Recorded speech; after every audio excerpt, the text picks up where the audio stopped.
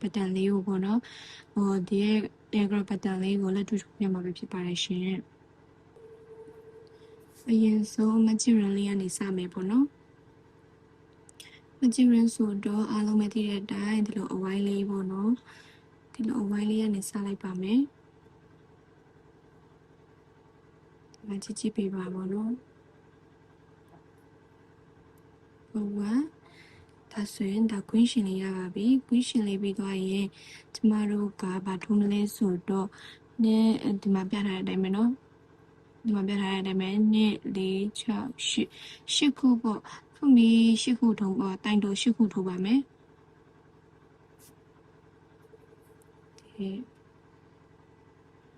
အခုလိုလေးရမယ်ပေါ့နော်ကျမကအရင်လုံးမှာဆိုလို့ဒီလိုမျိုးလေးပဲမြန်မြန်လေးပဲပြပေးလိုက်တယ်ပေါ့နော်ကြည့်ပါအဲ့လိုလေးပါဒီလိုရလာပြီပေါ့နော်ခဏတော့ကလို့တစ်ပေါက်ကို2တိုင်စီပေါ့တိုင်ရှင်2တိုင်စီနဲ့ဒီလိုရလာပြီဆိုရင်ခုနတော့ကစားကြတဲ့အပေါက်မှာပေါ့နော်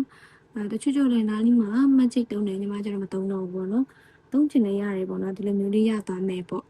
ဒီလိုမျိုးလေးရသွားရင်ဒါလေးကိုဒီလိုလေးစုံတက်လိုက်တယ်ပေါ့နော်ဒါဆိုရင်ဒီလိုအဝိုင်းလေးရပါပြီ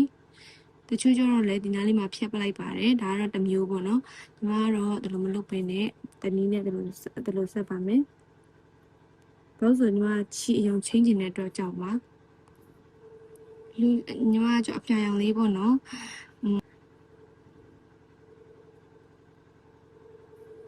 ဒီလိုလေးပေါ့ဒီလိုလေးရမှာပေါ့နော်သူက slit stitch ဆိုဒီလိုလေးသွားပါမယ်ဒီလိုလေးရမယ်ပေါ့နော်နောက်ထပ်ကကျညီမကျဒီတိုင်ပြီးဒီကလည်းပြီးသွားပြီပေါ့နော်ပြီးဒီရဲ့နံပါတ်3ခုမြောက်ကိုစမှာပေါ့နော်3ခုမြောက်မှာဆိုရင်ဘယ်တိုင်ကအရင်စမလဲပေါ့သူ့ဆိုလည်းဒီတိုင်ရှိကိုအရင်ယူမယ်ပေါ့နော်တိုင်ရှိအနေနဲ့ကိုစားပြုနေနေဆိုရင်တိုင်နဲ့တိုင်3ခုဖြစ်သွားမှာပေါ့တိုင်ရှိကိုစားပြုဆိုရင်3ခုပါတိုင်လက်ဆိုရင်2ခုတိုင်တိုးဆိုရင်1ခုပေါ့နော်သူကကြတော့တပုတ်ကို3တိုင်ပေါ့ဒီ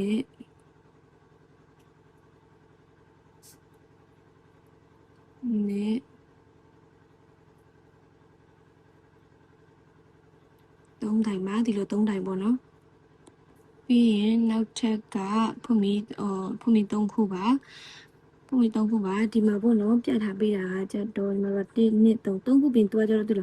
ဒီတိုင်ရှိနှစ်ခုရဲ့ဂျားထဲမှာပဲထိုးမှာပေါ့ဒီမှာပြင်ဒီမှာဆိုရင်ညီမဒီမှာတိုင်ရှိနှစ်ခုဆိုရင်ဒီဂျားထဲမှာထိုးမှာပေါ့ဒါမှမဟုတ်တပေါက်ကျော်အနေနဲ့တော့ကြာမှာပေါ့နော်အဲ့လိုနေရာမှာတော့ထိုးမှာပေါ့တိုင်ရှိနှစ်ခုဂျားထဲမှာပဲထိုးမှာပါခဏက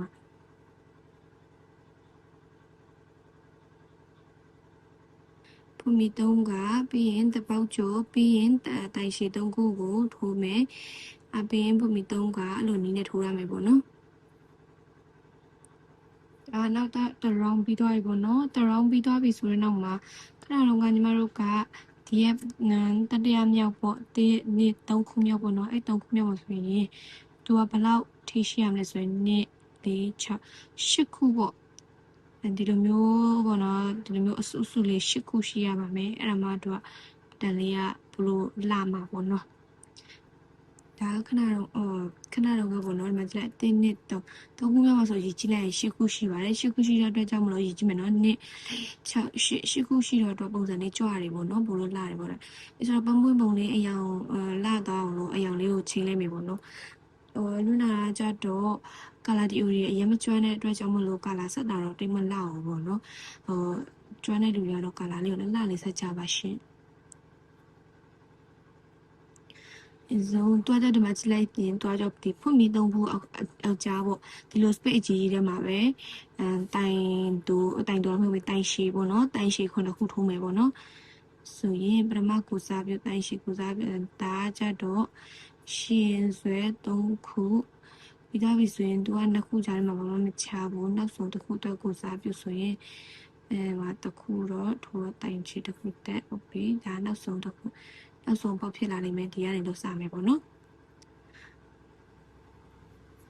ဒါဆိုရင်9ခုထိုးရမှာပါဒီနားလေးမှာကမြင်ရလားမသိဘူးနော်那这都伢不去抽别人说的，你那路啊也没搞到这叫么多，路爸妈路蛮讲说的，就还得俺妈把当人可能发现，嗯，你，我，瞧，ခုနခုပြည့်သွားပြီပေါ့နော်ခုနခုပြီးသွားပြီဆိုရင်သူကကြတော့အဲ့လိုပဲဆက်တိုက်ခုနခုဝင်တယ်လို့အဲ့ဒီရဲ့ဒီရဲ့ဘုတ်မီ3ခုနဲ့ပါပဲဆက်တိုက်ထိုးရမယ်ပေါ့နော်နောက်ဆုံးပြီးရဲ့အထိပါခုနခုပဲနော်အခုပေါ့နော်ဒီလိုပုံလေးရမယ်ပေါ့1 2 3 4 4ခုပေါ့နော်ပဲဆို1 2 3 4ခုမြောက်မှာပေါ့နော်ဒီလိုပုံလေးဖြစ်သွားပြီပေါ့အခုကဒီနားလေးပေါ့ဒီလိုမျိုးလေးတွေဒါလေးတွေကိုထိုးမယ်ပေါ့နော်တကယ်ဆိုရင်ဒီနားလေးကတရွက်ပုံဖြစ်တယ်တရွက်ပုံဖြစ်တဲ့အတွက်ကြောင့်မလို့ဟိုလူနာကကျတော့အစိမ်းလေးပေါ့တုံထားတယ်ပေါ့နော်အစိမ်းလေးဆိုရက်တချို့ကျတော့ဒီခြိဆက်နည်းကိုအမျိုးမျိုးတုံးကြတယ်ပေါ့နော်လူနာကကျတော့ဒီပုံစံလေးကိုသဘောကျတဲ့အတွက်ကြောင့်မလို့ဒီလိုမျိုးခြိဆက်ပါတယ်ဒါမျိုးကျတော့လူနာရဲ့စိတ်ထဲမှာပေါ့နော်ဘာပေါ့အယောင်ကမှအဆင်ပြေလို့မြင်တယ်ပေါ့ဒါဆိုရင်ဒီကြားမှာတိုင်းဆိုရက်ခြေကဖွင့်ရတဲ့မြစ်နီးရပြက်ပြီးမီးတွေကမလာတဲ့အတွက်ကြောင့်မလို့ပေါ့နော်အခုလို့ဆိုမီးဆိုင်တုံးထားတော့လေမီးဆိုင်ကလည်းပြက်ပါတယ်။ဘာနှစ်လေးမှာဆိုရင်နှစ်လေး6 9ခုပေါ့နော်ပုံမြနှစ်3 4 5 6 9ဒီရဲ့ချီကိုတခါတည်းသိမ့်မယ်ပေါ့နော်ဒီနော်ချီတခါတည်းသိမ့်မယ်ဆိုတော့နောက်လေးကို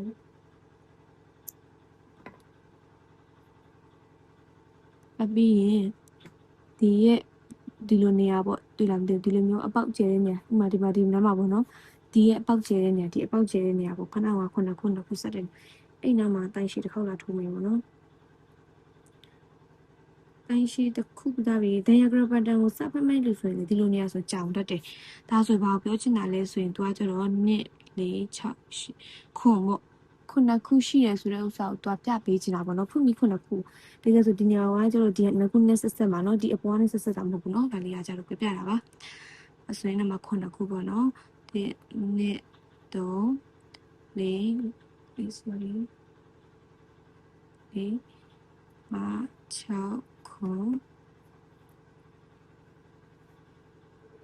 ဆက်မှာတိုင်ရှိပြန်ထိုးမယ်ဒီလိုမျိုးပုံစံလေးရမယ်နော်ပြီးပြီဆိုရင်ဒီမှာပေါ့ဒါကကျတော့2 4 5 5ခုပေါ့နော်နားလေးကကျတော့1 2 3 4 5ခုပြီးသွားပြီဆိုရင်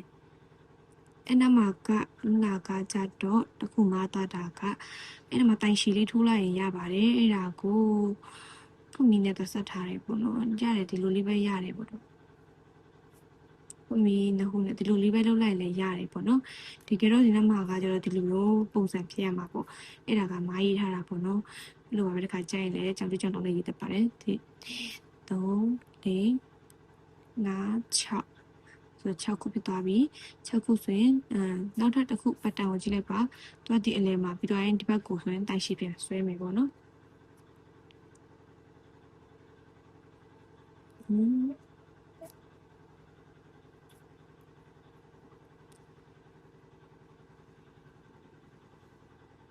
တိုင်ရှိပြီးတော့ဆိုရင်1 2 3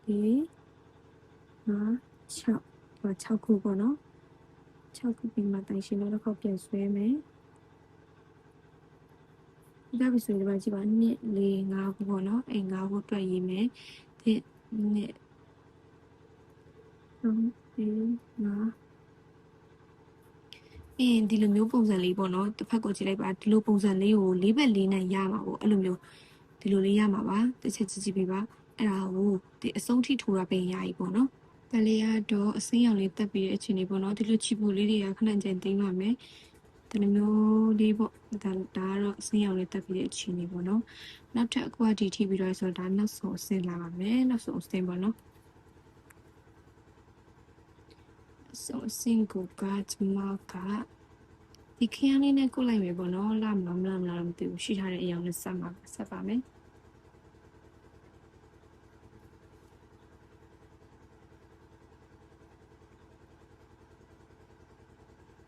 ချိပါပြီချိလိုက်ပြီးရင်ပေါ့မလေးညလုံးမလေးဖြစ်တယ်မလို့အဲ့မှာဆိုတင်ကြည့်အောင်ညီမတို့ကဒီမှာဆိုရင်ပေါ့နော်ဘယ်နေဆိုင်မသိတော့ကိုယ့်ရဲ့ပတ်တန်နဲ့ကိုပေါ့အခုဒီကနေဆုံးလာပေါ့ဒီကနေဆုံးလာလို့ကြောင့်မလို့ဒီကနေပဲပြန်စမယ်နော်ဒီဆိုရင်သူကကျတော့ဒီကနေစမယ်ဆိုရင်နေ့ဒီ5ခုပေါ့5ခုဆိုရင်ပထမတစ်ခုကခဏငါပြောရတယ်မယ်ကိုမီနဲ့စားရမှာဖြစ်တဲ့အတွက်ကြောင့်မလို့တိုင်ရှည်တစ်ခုကကိုမီ3ခုနဲ့ညီမျှပါတယ်နေ့5ခုရင်ထိုးလိုက်မယ်ပေါ့နော်1 2 3 4 5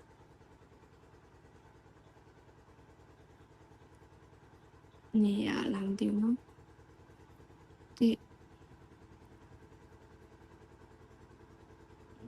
နေတချို့တွေကျတော့ဒီလိုမျိုးချီပေါက်ထဲမှာထိုးတယ်ပေါ့နော်ကျွန်မကျတော့ဘာလို့မထိုးလဲဆိုတော့ဒီချီအစိမ့်လေးကိုဖုံးလွှားခြင်းလို့ပေါ့အဲ့ဒါကိုဖုံးလွှားခြင်းအပြင်အောက်ကဒီရဲ့ဒီလိုနေရာလေးပေါ့ဒါလေးတွေကကျတော့တရွက်ကလေးနဲ့ပူလာတယ်ပေါ့တော့လေး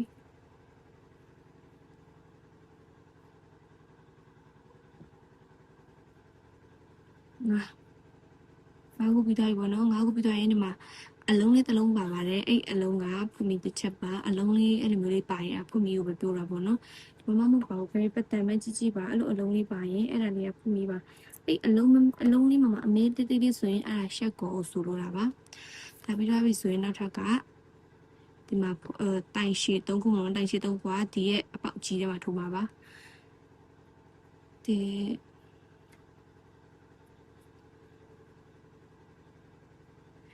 ပတ်တန်တွေကလူနာရဲ့အုပ်ပတ်တန်တွေမဟုတ်ပါဘူးလူနာကပြကြမ်းမှာရှာပြီးတော့ပေါ့နော်ပြောမလဲကွက်နဲ့ကိုပုံချမ်းပြန်ဆွဲပြီးမှလိုင်းမရတဲ့နေရာဆိုတော့လေအဲ့မဆိုတော့ဒီလိုဆွဲတဲ့ချင်တာလည်းပါတယ်ပေါ့အဲ့ဒီလိုင်းမရတဲ့နေရာဆိုတော့အတွက်ကြောင့်မလို့လိုင်းရှိတဲ့ခါကျရင်အတကုံလေးထောင်းလုံးတွေဆွဲပြီးတဲ့ဥစ္စာကိုစောက်ထင်မှလေးပြန်မှတ်ထားခြင်းလို့ပေါ့ခဏနေကျရင်ပဲချိန်လိုက်ပြောင်းမှမသိတော့လေဆွဲနစ်လေးအဲ့လေးတွေကိုပေါ့ပြန်ထိုးပြတာပေါ့diagram pattern လေးတွေဆိုရင်ကျတော့ချီ beginner လေးတွေဆိုတိတ်မသိကြအောင်လေနော်အဲ့ဒါကြောင့်မလို့ပါ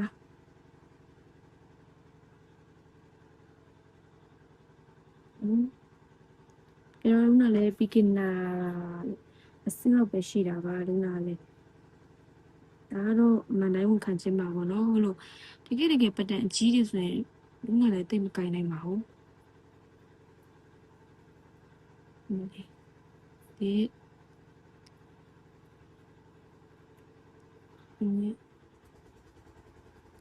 တော့မီးရလည်းပြတ်တော့မယ်ထင်ပါရဲ့မီးစက်နိုးထားတာပါအိမ်မှာမီးစက်နိုးထားတဲ့ဥစ္စာကိုမီးရပြတ်တော့မယ်တကယ်ပေါ့ဒီမှာပေါ့နော်သူကကျတော့ဒီနေရာလေးကဒီလိုပုံလေးရမယ်ပေါ့ဒီနာကကျပုံဆွဲတာလုံးဝကိုမတော်တဲ့အတွက်ကြောင့်မလို့ဒါတော့ကိုကလည်းကိုဖတ်တန်ရပြီဆွဲပုံစံနဲ့ပဲဆွဲထားတာမလို့ပါလားဒီမှာဆိုရင်9ခုထိုးမယ်ဒါခဏကပြောသလိုပဲဒီလိုအပေါက်ကျဲတယ်မှာ9ခုထိုးမယ်ဒီလိုမျိုး9ခုထိုးပြီးရင်ဖုန်မီတစ်ခုထိုးမယ်9ခုကဘာလဲဆိုတိုင်ရှင်9ခုထိုးမယ်ဖုန်မီတစ်ခုထိုးမယ်တိုင်ရှင်9ခုထိုးမယ်ပေါ့နော်ဒီနားလေးမှာဆိုရင်အဲ့လိုပဲတိုင်ရှင်3ခုထိုးမယ်တိုင်ရှင်3ခုထိုးပြီးရင်ဒီနားလေးမှာတိုင်ရှင်3ခုပြီးရင်ဖုန်မီ4ခုထိုးမယ်တိုင်ရှင်3ခုထိုးမယ်အဲ့လိုပဲအဆုံးထိထိုးခဲ့မယ်ပေါ့နော်ဒါလေးက final result ပါဆိုတော့ခဏဝတ်မှတ်လေးဆိုရင်ပန်းပွင့်လေးတပွင့်ပေါ့နော်အဲ့လိုလေးဖြစ်သွားတယ်ပေါ့ဒါလေးကိုပေါ့နော်ခါဒီကွန်လေးတစ်ထည့်ထိုးရမယ်ဖြစ်နောက်ဆုံးကအလွယ်ဆုံးမနနာလေးပဲထွင်ဖြစ်တော်လာမှာနော်ထိုးကြည့်ပါလွယ်ပါတယ်အားလုံးပဲ bye bye see you next video